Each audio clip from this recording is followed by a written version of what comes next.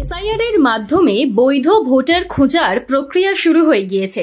পশ্চিমবঙ্গও আছে এই তালিকায়, যার অর্থ 2026 সালে বিধানসভা নির্বাচনে এসআইআর এর প্রভাব এ রাজ্যের ভোটে পড়তে চলেছে। এ নিয়ে বিতর্ক কম নেই। কেউ তুলে ধরছেন দুরকম ভোটার লিস্ট, কেউ আবার প্রভাবিত না হওয়ার দাবি করছেন, কেউ কেউ আবার হুঙ্কারও দিচ্ছেন। মোদ্দা কথা, এসআইআর ঘিরে বাংলার রাজনৈতিক মহলে চরম চাঞ্চল্য পড়ে গিয়েছে। প্রশ্ন হলো, এ রাজ্যে এসআইআর বলবৎ হওয়ায় কোন রাজনৈতিক দল সবচেয়ে লাভবান হতে চলেছে? প্রথমেই বলা যায় কেন্দ্রে ক্ষমতাসীন বিজেপির কথা। তারা এসআইআর এর পক্ষে। বাংলাদেশ থেকে পশ্চিমবঙ্গে অবৈধ অনুপ্রবেশকারীদের নিয়ে অনেক দিনই সরব বিজেপি। এই নিয়ে রাজ্য বিজেপি নানান সময় নানানভাবে বিঁধেছে বাংলায় ক্ষমতায় থাকা তৃণমূল কংগ্রেসকে। বিজেপির যুক্তি হচ্ছে, অবৈধভাবে বাংলাদেশ থেকে অনুপ্রবেশ ঘটিয়ে পশ্চিমবঙ্গে তাদের বৈধ ভোটার করে তুলেছে তৃণমূল। তাদের ভোটেই জিতছে মমতা ব্যানার্জির দল। সেক্ষেত্রে সহজ অঙ্কের মতো বলা যায়, এসআইআর লাগু হওয়ায় অবৈধ ভোটাররা বাদ পড়লে যে অনুপ্রবেশকারীদের ভোট তৃণমূল পাচ্ছে বলে বিজেপির অভিযোগ, তা বন্ধ হবে। এর অন্য দিকটা কি? ভোট কমতে পারে তৃণমূলের, যার ফলে প্রধান বিরোধী দল হিসেবে লাভ হবে বিজেপির। এমনকি বিজেপির নেতারা এমনও দাবি করছেন, এসআইআর করার ফলে 6 মাস পরের বিধানসভা নির্বাচনে নাকি হেরে যাবে তৃণমূল। কিন্তু এটাই একমাত্র সমীকরণ নয়। এসআইআর ঘিরে আরো কিছু অঙ্ক থাকছে, যেমন বাম দলগুলোও থাকবে এই হিসেবে।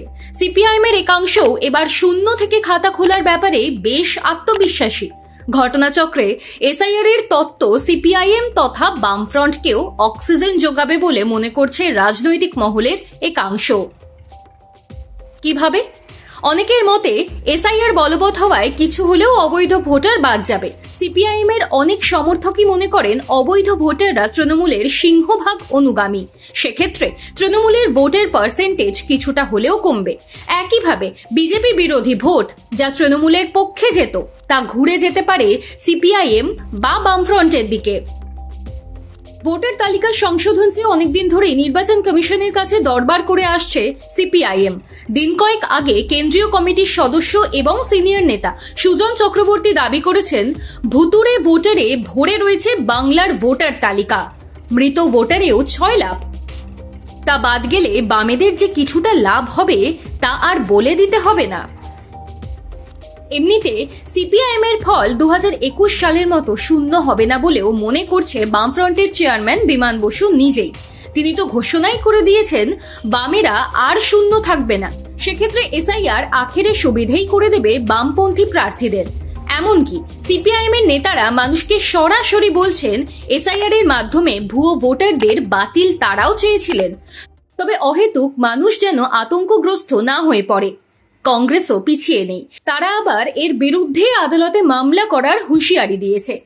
এসবের মধ্যে চুপ করে বসে নেই মমতা বন্দ্যোপাধ্যায় ও অভিষেক বন্দ্যোপাধ্যায়ের তৃণমূল কংগ্রেস। তারাও মনে করছেন, এসআইআর লাগু হওয়া সত্ত্বেও আসন্ন বিধানসভা নির্বাচনে আগের বারের চেয়ে একটা হলেও বেশি আসন পাবে তৃণমূল। অবশ্য এ নিয়ে বিজেপির বিরুদ্ধে তোপও দেখেছেন তারা। সোজা কথায়, আত্মবিশ্বাসী তৃণমূল, আশাবাদী বিজেপি, স্বপ্ন দেখছে সিপিআইএম কংগ্রেসও।